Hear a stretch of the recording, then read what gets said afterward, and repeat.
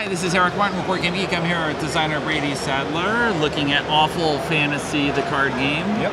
And from Awful Fantasy Games. Yes, yeah, yes. New publisher. New publisher. Yep. Seemingly made for this product. Yes, yeah, yes. it seems What like are the it's odds? perfect. Yes. So, what's going on? We got obviously some authors. Yep.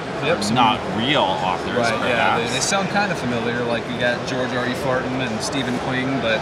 Right. But yeah, it's a this is a very light set collection game, and it was a Kickstarter from last year. It funded, and it's going to hit retail next month, so in a matter of weeks here. So July 2017, you can have Awful Fantasy. Yes, it should be on store shelves. So just a little overview of the game. It's a set collection game where you're trying to make a story using a protagonist, an antagonist, and a plot, and you have to get those from the fantasy deck.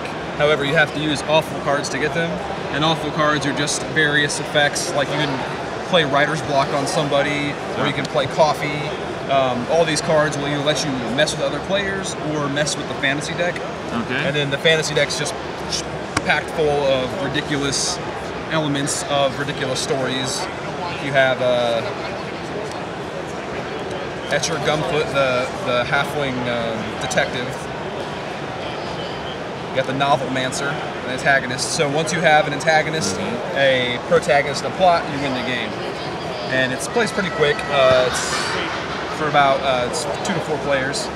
And we're actually also promoting the second game in this line, which is on Kickstarter right now. It's called Epic Awful Fantasy, and it's listed as Epic AF for short, for obvious comedic value. And it's based off of mine and Adam's Warhammer Quest Adventure card game system, which we got back from Fantasy Flight Games when the whole GW split happened. So it's a game that's pretty much the same game. It's compatible with Warhammer Quest, but it's set in this ridiculous fantasy trope setting.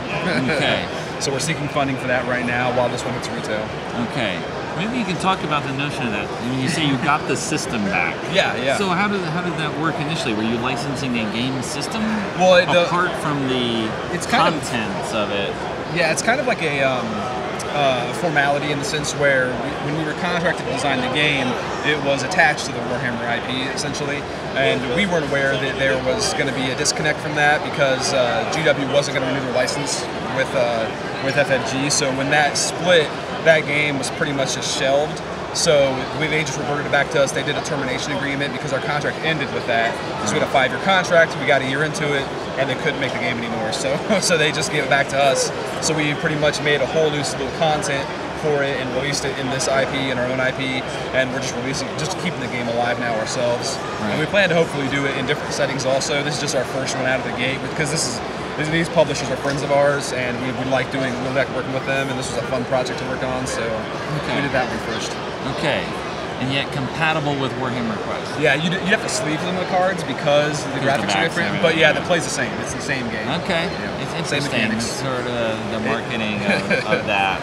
Yeah, probably not something you can state. Yeah, we don't bullhorn that, we don't put like the logo of Warhammer Quest on the Kickstarter, but because we designed the game, we have the... That's a smart idea not to do. Yeah, with no NGW, That's no problem. So, okay. All right. Available There's an overview. Awful Fantasy. Thank you, Brady. Thank you, appreciate it.